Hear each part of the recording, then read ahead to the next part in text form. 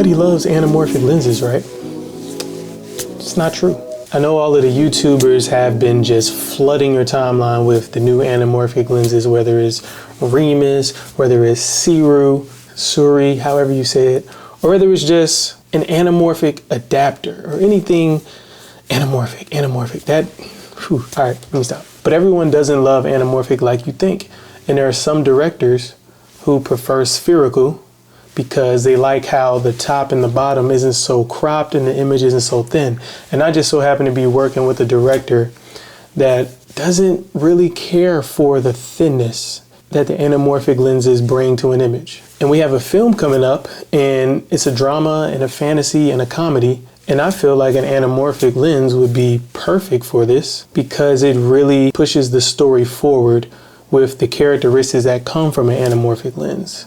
The flares, the bokeh, the width. Real quick, I just wanted to add something that the director said to me. He was telling me when it comes to aspect ratio, you have to think about where the film is going. Like if it's not going to live in a big screen, then do you really need the wide aspect ratio of anamorphic? So that was something he gave me, and it kind of stuck with me from now on. Like, where's the film even going? Why would you need to shoot anamorphic, traditional anamorphic that is? So y'all think about that too. So I have convinced him to use anamorphic lenses, but we're not going to be shooting it in a traditional way. Let me explain. Goal is to shoot on anamorphic, right? But without sacrificing the top and the bottom of the screen, as they all tend to do, especially when you're shooting on a 2x squeeze. Now you could shoot on a 1.33 squeeze or a 1.5 or a 1.6, but honestly, I feel like 2x squeeze gives you the most character out of any anamorphic lens. So in this video, I'm going to show you how to shoot anamorphic without sacrificing the top and the bottom of your screen.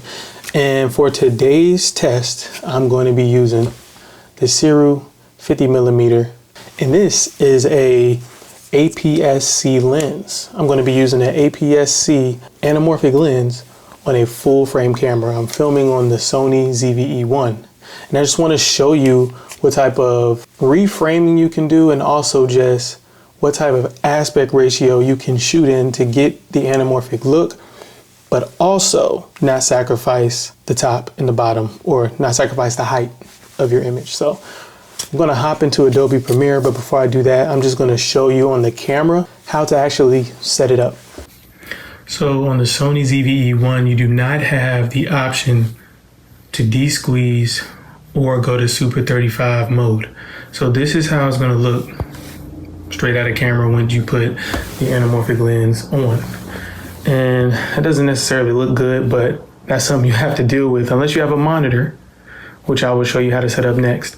So what you're going to want to do is turn on your grid lines, because you want to make sure you're shooting in a certain frame, so that way when you hop into your editing software, the vignette that you see on the sides is not seen. So you're going to go to menu, you're going to go to the video camera icon, go down until you see shooting display. So there's shooting display, and then you have all of your grid stuff. So I'm gonna go to grid line type, and the one I would recommend is square grid. Square grid. Okay, so you turn that on, select it, and then you go up here and you turn it on. So now you have a grid. And the goal would be to shoot in between the last line. So that line and this line. And if you're using a monitor, I'm using this Viltrox 550. I think it's a DC Pro 550. You can hit this button right here, and then you cycle over to the third menu option, which is like that little button right there. And then you scroll over to the end, and then you have all of these crop factors. So the lens I have is a 1.33. So if I hit that, it'll de-squeeze it. And now we got black bars at the top. But that doesn't get rid of, the vignette. Simply because this is an APS-C lens. But as you can see, the difference between that and this, no black bars. All right, so once you got your footage imported into Premiere, you're going to have to de-squeeze it. So I'm gonna just put this on the timeline right now. All right, so this is the sequence. This is how it's looking. Looking very anamorphic-y, which is not okay. So we wanted to squeeze that. So I'm gonna take that off. I'm gonna go to my clip, right click, go to modify, interpret footage. And I'm gonna go to pixel aspect ratio and conform to. So I wanna conform this to whatever the lens says. So this is 1.33. So HD anamorphic 1080 1.33. So I click that, and then I press OK. So now, as you can see, it is de-squeezed. So I'm going to drag that in, and I'm going to keep existing sequence settings. And let's check my sequence settings. So right now it's on 4K, it's standard. But here's the trick. So I'm going to change this from traditional 4K 16:9 to 2:1. So I'm going to go 1920. And that gives me, as you can see, a 2:1 aspect ratio. Now the 2:1 aspect ratio is going to give you, once you export, it's going to give you black bars at the top and bottom, but like the black bars are not going to be so prominent. So real quick, let me just throw my LUT on, and if you want to use this LUT, which I'm about to show you, you can get it at cinemasam.com. So let's go ahead and get that LUT. All right, got the LUT on, but I'm gonna do a couple of adjustments really quick. And as I'm doing these adjustments, like I said, you can go get this LUT at cinemasam.com. So bring the highlights down a little bit. Let's bring the shadows down. Just doing something real quick. Know what I'm saying? I could bring the exposure back up. Okay, and we got something usable. Let me even throw an S-curve on there. This is super quick. Okay. All right, so let's go back to this clip, and we're gonna go to effect controls and mess with the scale. So right now it's on 100. So I'm gonna bring it down until you can see the black bars. And I'm gonna keep scaling it up until it fits perfectly. Okay, so this is how it would look as anamorphic, right? And as you can see, we got the, let me bring up the shadow so you can see, you got that vignette, and that vignette is ugly because I don't want the vignette. Pretty sure the director I'm working with doesn't want the vignette either. So in order to get rid of that, we can crop in a little bit and we won't lose any information simply because we're at 75 on a 4K timeline, which means we have room to go up to 100 on the scale. So I'm gonna just gradually bring it up until I'm filling the whole screen. So it seems like 89, I'll just go 90, right? But we still got the vignette. If I bring the shadows up, you can see we still got that vignette. So as I do that, and because this was like a darker image, it's harder to see the vignette. Let me see if I bring it up to 95. Okay, it's pretty much gone. So now you have, the frame is filled all of the way. Once you finish, editing all your shots and you get all your color grading together, you want to export. So when you export, file, y'all know how to export, or you can just press Command M, which is what I do. When you export,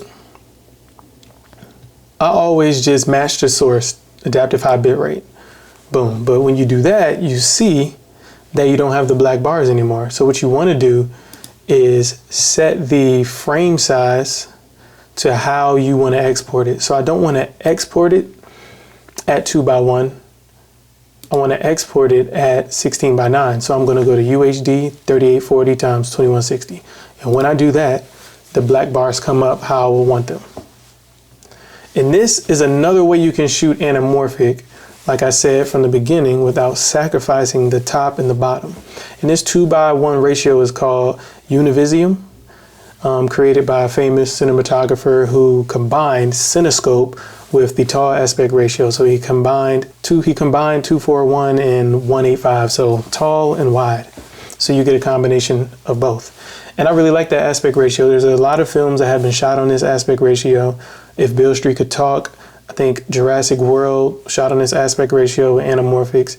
And also this new series on Amazon, which is, what's it called? House of David, was shot FX3 to the Atomos Ninja V ProRes RAW, but they shot 2 times anamorphic and extracted it to this 2.1, 2:1 aspect ratio. And I think it's beautiful. And I think it's a very niche style because you still have the look of anamorphic with the bokeh and the flares and the fall off, but you also get back the tallness of your frame without sacrificing any quality.